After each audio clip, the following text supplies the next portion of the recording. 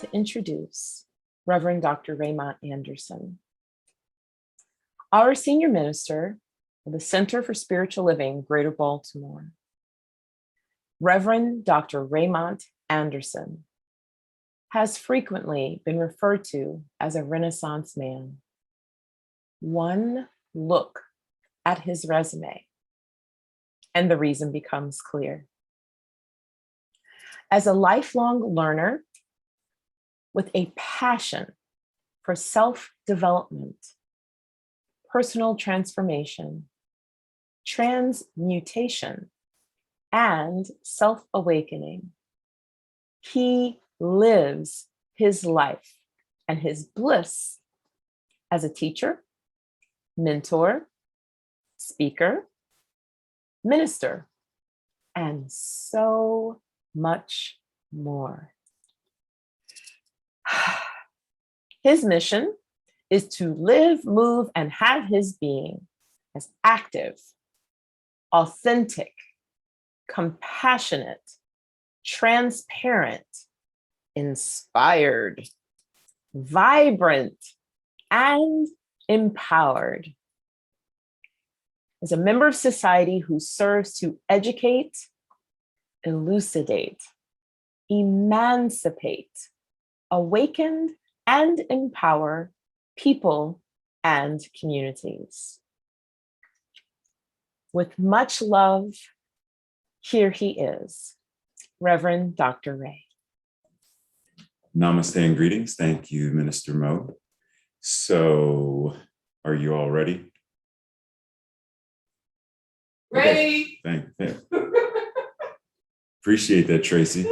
So today we are talking about this idea of G.P.S. I'm sure it's a term you're familiar with, but we're talking about it from the idea that this acronym stands for God Positioning System. How often do you use your GPS, your God Positioning System? It is time to check our inner and outer compasses to evaluate where we are on this path. Do we need to recalculate or recalibrate? What is seeking to be birthed and expressed through us and as us? So pause and breathe and think how you would answer this question. Where are you from? So just pause and think to yourself, how would I answer that? Would it be the city and state I was born? Would it be a particular nation or country where I originated or my family originated? What would be your answer? Well, what about where are you now? How would you answer that? Now, let's add a layer to this, that it's not just a physical, where are you from? It's not a physical, where are you now? That's part of it, but it's also, where are you now in consciousness? Where are you now emotionally? And then where are you going, both physically and all of the other stuff? So where are you from? Where are you now? And where are you going? Because we cannot, in the same way that if we're using an actual GPS, global positioning system, in the same way, you have to know where you are and then plot where you're going for the machine to do anything that it's going to do, right? Same idea. Where are you from? Where are you now? And where are you going? So that we can actually move to whatever this next level of consciousness, next level of living, next whatever it is. But we have to be clear. Alexander McQueen said, it is good to know where you come from. It makes, pause and listen to this, it makes you what you are today. It's DNA. It's in your blood. Now, let's hear what he's saying and let it, sort of marinate as we go into Reverend Ray's remix of this quote. Reverend Ray says, it's good to know where you come from. It's good to know you come from the all, in other words, God. It is you and is ever becoming more of what you are today, moment by moment. Its divinely natural attributes are in and as your very being. So it's good to know where you're from. It's good to know what you are in order to anchor and ground so that you are allowing that which is living, moving, and having its beingness as you to breathe you, to inspire, and not, let's be clear, it isn't inspiring you as if you and it are two separate things. It is inspiring itself as you. It is breathing itself as you. Life itself, living, moving, and having its beingness. So not you and it, you as it, okay? Its divinely natural attributes, whatever spirit is, whatever is true of the universe must also be true of each and every one of us. Do we realize that throughout the ages of what we call humankind, we have always navigated either by looking up, looking out, or looking down? We have looked to the stars to guide our way. We have looked to the horizon and sunsets and sunrises to guide us. We have looked at the topography of terrain, maps, mountains, valleys, rivers, etc., to navigate where we are going, what is north, what is south, what is east, what is west. Season changes. We have used these tools since the dawn of known creation. And now we have this interesting thing because it's technology. Like I said before, the global positioning system is a satellite-based radio navigation system. But today, we're not talking about this GPS. We're talking about the God positioning system, which is a soul-based radiance navigation system.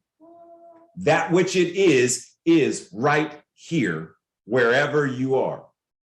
Right where you are, God must be, because there is not a spot, we say this often, there's not a spot where God is not. Right? But do we ever really embody that and say, there's not a spot where God is not, therefore that which it is, that which is infinite, eternal spirit must be right where I am. I can't be absent of it because then I'm the spot where God is not. That doesn't work. Breathe that in. Therefore, that which it is present right where you are sitting, lying, standing, kneeling, walking, bike riding, etc. It is where you are.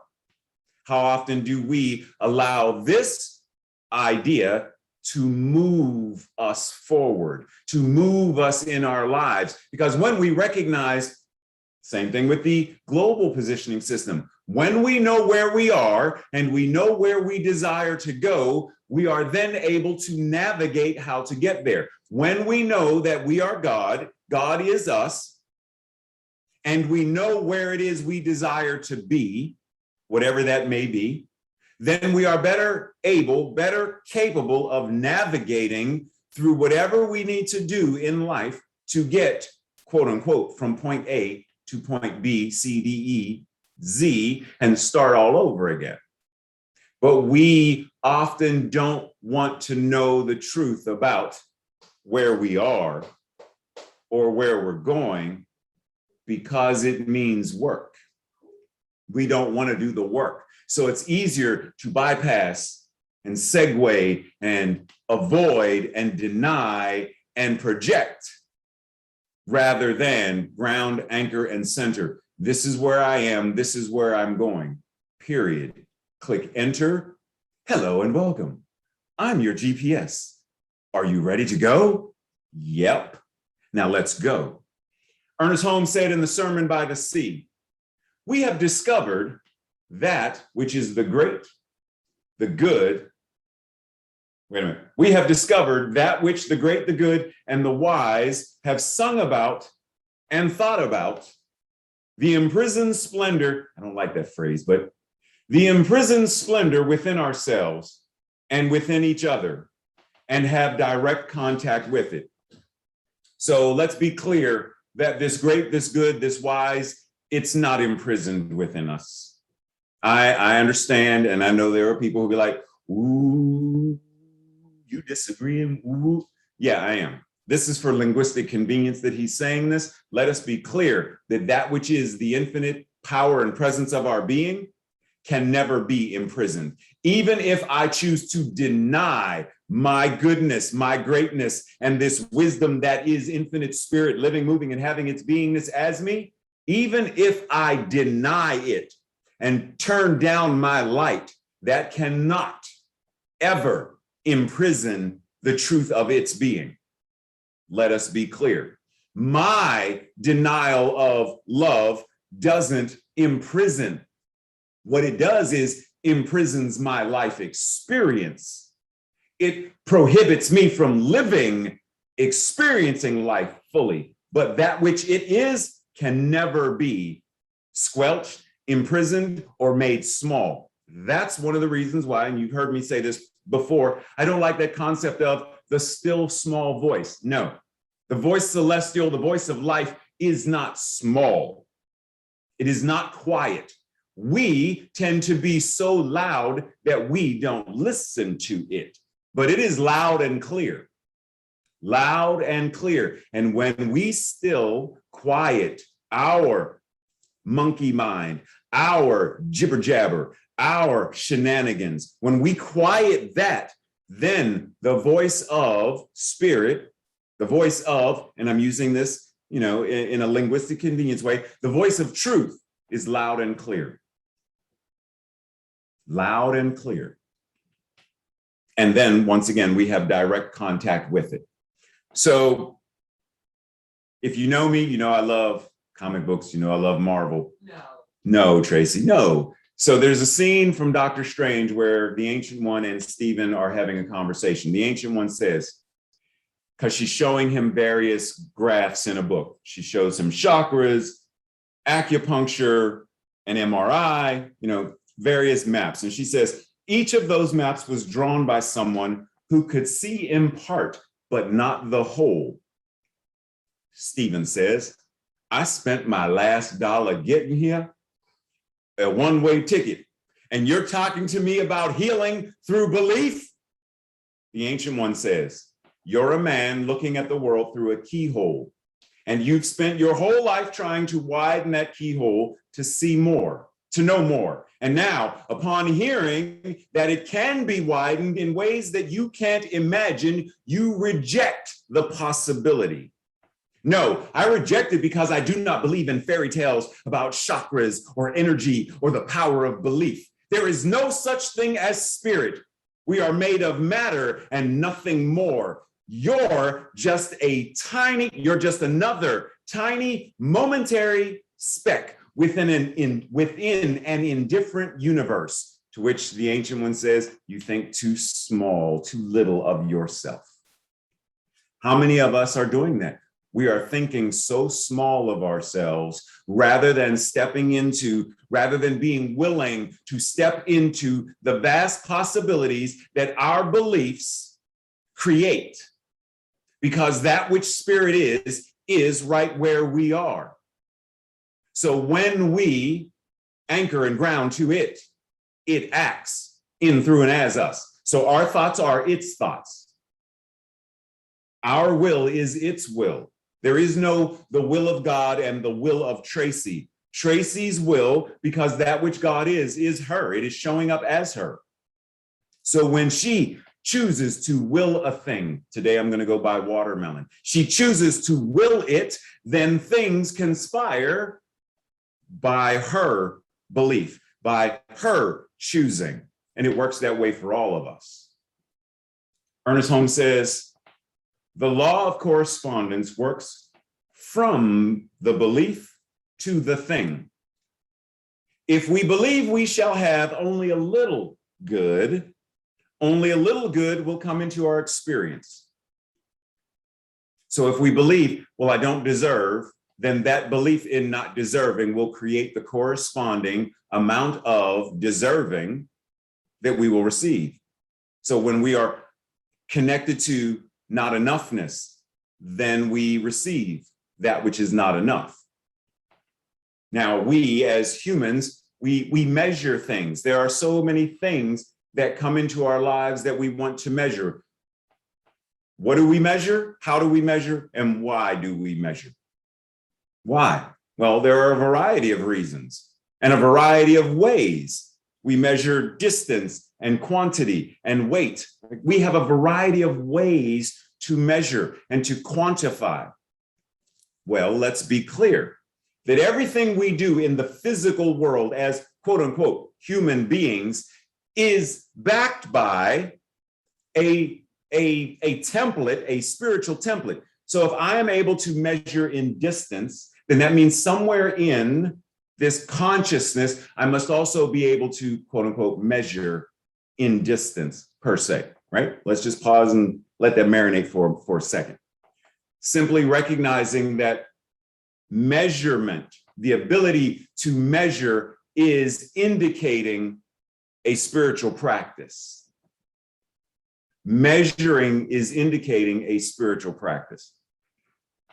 Deepak Chopra has given a formula of spiritual quotient, SQ, in terms of deed, D equals E, ego. According to Deepak, SQ equals deed divided by ego. Now, you can only have, this is his word, you can only have an SQ that equals infinity when your ego equals 0. I got that, but that's, for me, that's vilifying the ego once again. For me, you will only have a spiritual quotient of infinity when E, everything, equals the totality of spirit. Hence the science of mind symbol, that circle, the infinite. When SQ, infinity, equals everything, every experience, the totality of spirit, then we will experience life in a completely different manner. Science of mind says, hence it follows that if we believe that it will not work, it really works by appearing to not work. When we believe that it cannot and will not, then according to principle, it does not. But when it does not, it still does. Talk about a paradox. Only it does according to our belief that it will not. So it's always working. Prayer is always being answered. Now, if we think it's not, then what the universe is doing is demonstrating our belief that it's not. So if we want it to, maybe it's time to sit with, maybe I'm measuring my life in a less effective manner.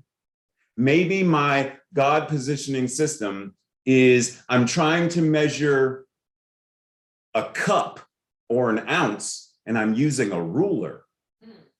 Maybe I'm trying to measure how far it is from here to the mailbox and I'm using a teaspoon, right? Maybe what I'm using to measure is not as accurate as it could be. In other words, because we measure, we are able to measure. So how do we measure our God positioning system? Get very clear on what do you feel physically and emotionally. Get very clear on what are your interests? What brings you joy? What do you think about anything? What do you think about love? What do you think about work? What do you think about money? What do you think? And what is your life demonstrating? This is the measurements. These are the measurements. These are the methods of, these are the rulers and the yardsticks and the teaspoons and cups. And these are the ways that we are able to identify, where am I? Where am I from? Where am I going? Who am I? Who do I desire to be? When we can answer this in as clear a manner as possible, then we will know. And once we know, we can do accordingly to shift and change. Bhagavan Sri Ramanan, says, Tracy, stop laughing at me, says, God illumines the mind and shines within it. There is only one mind. That mind is God. That's what we say in Science of Mind and Spirit. And that mind is my mind now. One cannot know God by means of the mind alone, meaning our human mind cannot understand the vastness of the one mind. One can but turn my words, their individual mind inwards and merge with the one mind, life itself, God, spirit, source. Therein lies the concept of metaphysics. I go beyond the physicalness, the emotions of my individual expression and go deeper, go further, go farther, whatever words we want to use. There's nowhere to really go because it's right here, but we use those words, go within, but there is no within that is not without. They are both one and the same. Go higher, there is no higher, for that which God is right here. Dig deeper, there is no deeper, for that which God is right here. But we use those words for linguistic purposes because we like them. But we breathe and recognize that the mind we are using is the same mind that is God itself. Ernest Becker, in the book, The Birth and Death of Meaning, said each of us walks about with a great wealth of interior life, a private and secret self. Now, what this says is when you meet someone, they meet the exterior. They don't know your deepest heart desires, etc. And oftentimes what we do is we shut down what's inside, our feelings, etc. And we only project outwardly what we feel safe enough to project outwardly. But today, let us understand that like the traditional GPS, which cannot get us to a destination or pinpoint our location without access and effective input, our God positioning system, the methods by which we access and pinpoint where we are now, where we are going, what we are doing, what we want to do, and the motive or motivation for it all, it needs our engagement, our active participation. It needs access and input. How are we connecting to the inner, the outer? How are they connecting to one another?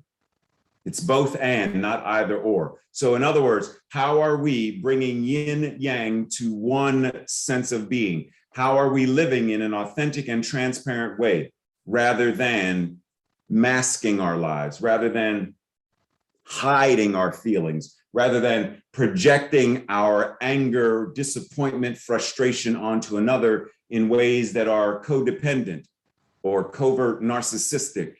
Rather than projecting, let us be direct. Let us be clear in our communication. Let us be clear in who we are and how we show up. Because when we know who we are, where we're from, where we're going, when we are aligned with this concept of God positioning system, where I am, God is, then life shifts in a different way. It moves in a different way. There is a different energy to how we live, move, and have our being. John 4:12. No one has ever seen God, but if we love one another, God lives in us and his love is made complete in us. That's what John says. Reverend Ray's remix. The only God any of us has seen is the one made visible to us and through us. It is our love that makes us willing and able to see it all around us. God lives in us, through us, and as us, and all that is. And it, as love, is made complete in our living as love. When we allow ourselves space and grace to love fully, then the love that is God is made manifest. Because let's be clear, once again, there is no God that loves us. That's anthropomorphic and that's separate. God is love itself. So how does God express love? How do you express love? That's how God expresses love. How does Tracy express love? That's how God expresses love. How does the tree express love? That's how God is expressing love. The rain, the sky, the grass, the rose, the puppy, the child, the laughter, the music. All of this, how is God expressing love? Look around you. Look at how nature operates. Look at how you operate. Look at how you either receive or deny love. Because if you deny it, if you have built walls and barriers to it, then God also somewhere, some way is doing the same. And let us be clear, once again, Emma Lazarus and Fannie Lou Hamer both have said in their own ways, none of us are free until all of us are free. If we want to live this life fully, completely in a world that works for all, then each of us is tasked with, invited to, encouraged to do the work, no matter how it feels. Feel it and do the work anyway. That's how we live, move, and have our beingness as spirit. That's how we demonstrate and manifest a world that works for all. This week's journal exercises, etc. Tracy's drum roll. Blah, blah, blah, blah, blah. 1, identify some of the landmarks of your life that shaped who you are now. You know, in the same way that we'll say, well, if you're trying to get to the school, you go about 3 blocks down, you're gonna see this big oak tree that's got this funny looking thing, and looking like it's dancing. When you get to that, you make a left. Now you're gonna keep on going down and you're gonna pass 2 fire hydrants. One's red, one's yellow. When you get to the next red one, then you turn right. There are various landmarks. Many people give directions by landmarks, but how often do we look at the landmarks within our own lives to identify what has shifted and changed our directions in our lives? Identify who you were before the major life events and who you became after. So prior to, my skydiving experience when I jumped out of the plane and my parachute didn't open. No, I'm joking, because some of y'all gonna believe that. There are life experiences, college, school, romances, breakups, etc. How did these change you? Who were you before them? Who did you become after them? What practices do you engage in to navigate, to reacclimate, or to recalculate your route based upon who and what you are and where you are going? Do you use meditation? What does meditation afford you the ability to do? Do you ride a bike? Is that a moving meditation for you? Do you light incense? Do you chant? Do you pray? Do you have conversation with people? What do you do that helps you navigate? And maybe that's, how do you access your intuition? How do you make yourself available to the wisdom of spirit that is moving in through and as you? Because there is no, God is wise. I love the fact that God is assisting me in moving through my life. Thank you, Spirit. There's no one. Hello. It's you. Whatever. Tracy, here we go. You. It's you. So what do you do that gives you access to that power and presence that is already right now within you? And then lastly, have a conversation with Cinco. Uno, dos, tres, cuatro, cinco. She was correct. 5 personas. Have a conversation with 5 people about what are the challenges you experience with knowing yourself as the divine. What are the practices you engage in and the frequency of the practices that anchor you, ground you, and align you with the truth. Eating once a month isn't going to nourish you. Oh man, sorry, Tracy. Going for a walk once a year isn't going to, oh man. What does it mean to you that your outer self and your inner self are aligned? And lastly, how are your inner self and your outer self expressed or expressing truth out in the world? So we breathe and we ground. For this week's declaration or affirmation, I will say it first and together if you feel so called. I am the incarnation of spirit, expressing and being love as me. Together, I am the incarnation of spirit, expressing and being love as me. So we breathe, we breathe, we breathe, we breathe, and allow this love that is the very universe itself to move through us. So let us ground and anchor as this moment of service comes to a close. We recognize that being of service, being in service as humanity never ends, never ends, never. Pause and breathe on that. Never ends. Why do I say that? Because in our Declaration of Principles, Ernest Holmes wrote, "We believe that we are eternal, infinite beings, that this individual soul will forever and ever expand." He says, and I quote, "We believe in the eternality, the immortality, and the continuity of the individual soul forever and ever expanding. Being of service, being in service never ends."